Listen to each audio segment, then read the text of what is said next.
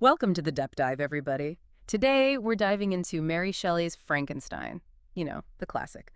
But we're going beyond the monster movie stuff. We've got excerpts, Walton's letters, Frankenstein's story, even the creature speaking for itself, and, well, let's just say there's more to this than meets the eye. It's these multiple perspectives that really make it.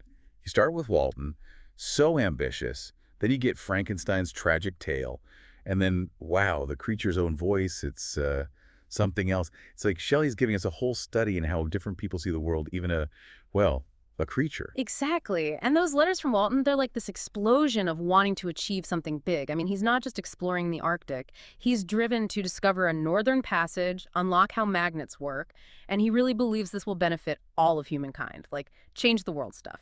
It's interesting how that ambition for science is tied up with personal glory. He wants to be remembered, not just make discoveries. It's like this push and pull between doing good and wanting recognition, and that's something you see a lot, even today. Scientists, tech innovators, I mean, everyone wants to leave their mark. It's almost romantic, right? He even compares himself to a little kid setting sail on an adventure. But what keeps it real is how much he prepared. 6 years, studying, going on whaling expeditions, the tough stuff. It wasn't a whim, he was dedicated. Oh yeah, no armchair exploring for him. He was out there in Greenland, undermate on those ships, tough conditions.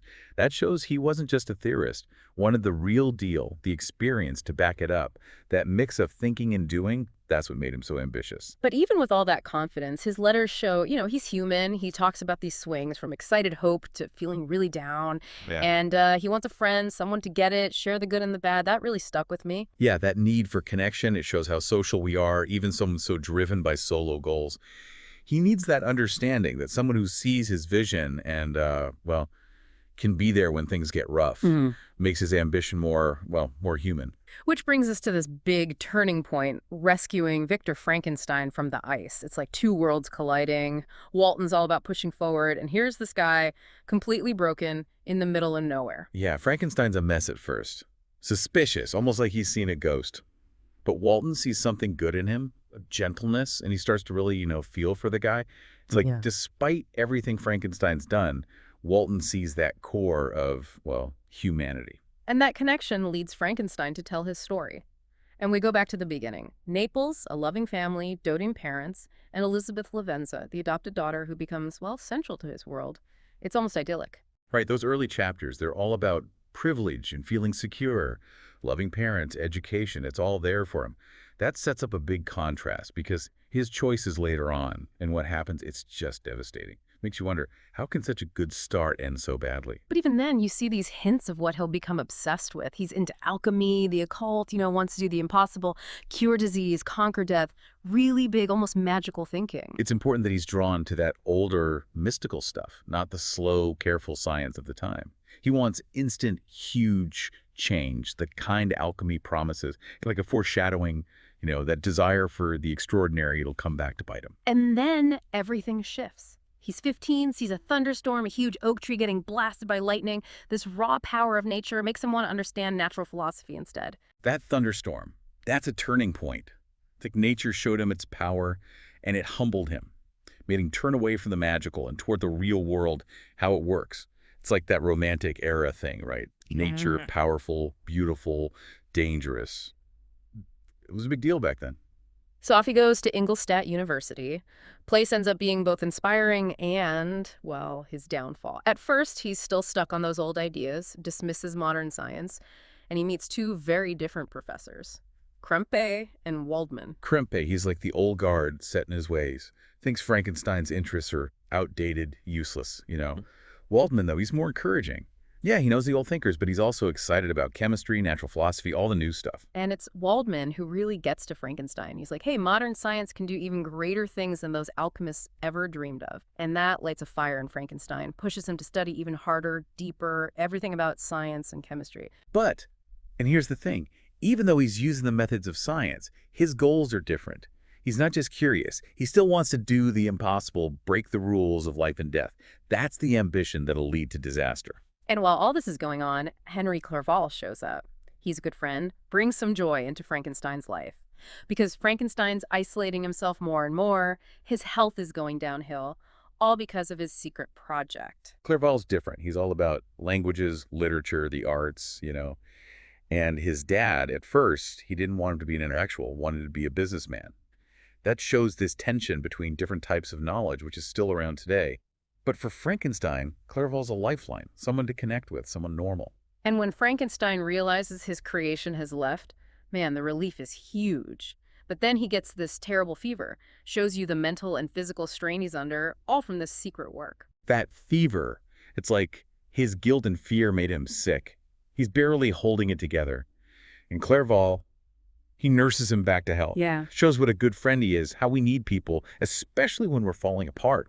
Frankenstein starts to recover, and then a letter arrives from Elizabeth. She talks about life back in Geneva, how they adopted Justine Moritz, everything's happy, peaceful. Then, boom, William, Frankenstein's younger brother, is murdered. Terrible news. And instantly, Frankenstein knows deep down his creation did it. He saw him briefly during a storm, and there's this primal fear, a recognition. He understands, even if he doesn't want to admit it, what he's unleashed. And then Justine, she gets accused. It's so unfair, all based on circumstance and, prejudice. You can feel the family's pain. They love Justine, and she's being blamed for something horrible. It shows how messed up things were back then. Justine, lower class, connected to the family, she's an easy target. It doesn't matter if she's innocent, that's how these things worked. Elizabeth tries to comfort Frankenstein, but he's drowning in guilt. He knows the truth but can't say it, not without revealing everything. Talk about a dilemma. He should confess, it's the right thing to do, but he's terrified of what'll happen. So he stays silent, suffers alone, and makes everything worse. So he goes off to the mountains alone, wants to be in nature, find some peace. And on Montanvert, he runs into his creation again. This time, it's not a brief glimpse, it's a real encounter. That's the turning point of the story. We get to hear from the creature directly. It's not just Frankenstein's side anymore. Things get much more complicated and, interesting. And the creature describes his first moments. It's all sensory overload, sights, sounds, everything's new, confusing. He's just trying to make sense of being alive. It's, powerful stuff. Imagine that. No memories, no context, just thrown into the world. It shows how good Shelley was at writing, getting into that completely alien headspace. He's scared, confused, learns about fire, how it's both good and bad. Finds shelter. He's not evil, just trying to survive. You see this innocence in him at first. He's like a child, learning by doing, making mistakes, discovering fire. That's a big step. Shows him both sides of the world, the helpful and the harmful. Then he finds the DeLacy family and starts watching them. Learns language, emotions, how humans interact, all from observing in secret. They're like his teachers, without knowing it. They show him kindness, love, how to talk.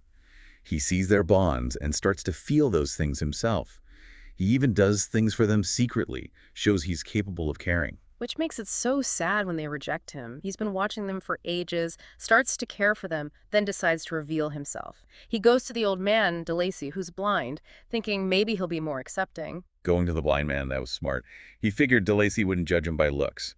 And at first, it works, there's kindness. For a moment, he has hope. Feels like he might belong. But then the rest of the family comes home. They freak out, attack him. It's brutal, destroys all his hope, and man, he gets angry. It's like that rejection twisted something inside him. That scene, it's all about prejudice, how looks can deceive. It shows how deeply that rejection hurt him, destroyed his faith in people. From then on, he's on the path to revenge. He trashes their cottage, then takes off for Geneva. And on the way, he finds Frankenstein's journal, learns the truth about how he was created and abandoned. Talk about adding fuel to the fire. Finding that journal, it's like a mirror showing him the ugly truth. He realizes what he is, how he was made, and that his creator threw him away. Now his anger has a target. Frankenstein. Filled with rage, he runs into William, Frankenstein's brother, and kills him. Then, to make things worse, he frames Justine for the murder. That murder, it's a big step toward evil for the creature. He's been hurt so badly he wants to hurt back. Framing Justine, that's cold, shows he's learning how to manipulate people, even if it's for bad reasons. And finally, he confronts Frankenstein face to face, tells him how lonely he is, how miserable, demands Frankenstein make him a female companion, someone like him. Says that's the only way he'll find peace, maybe even be good. It's a desperate plea for someone to understand him. He thinks another creature, someone who shares his experience, will fix everything. Shows how deep that need for connection is, even for someone like him. Frankenstein, he's horrified. Another creature? No way. But the creature argues, threatens him, and eventually Frankenstein gives in, but reluctantly. Poor Frankenstein, stuck between a rock and a hard place. He sees the creature's point, maybe companionship would help, but another monster. It terrifies him. He agrees because he's afraid, trying to control this thing he created. So Frankenstein goes back to Europe, takes Clerval along. But while Clerval's having a good time, Frankenstein's haunted by his promise. He goes to the Scottish Highlands, isolates himself, starts working on this second creature. You can feel the inner turmoil. He's putting on a brave face, traveling, but inside he's wrestling with this awful task. And Clerval, he's oblivious, which highlights how alone Frankenstein is. But as he's working, he starts to panic. What if this new creature is worse? What if they make more monsters? It terrifies him, so he destroys it, breaks his promise to the creature. That's a huge decision. He's choosing what he thinks is best for humanity, even if it means betraying the creature. It's fear that drives him, and the realization of how bad things could get. The creature finds out, and he's furious.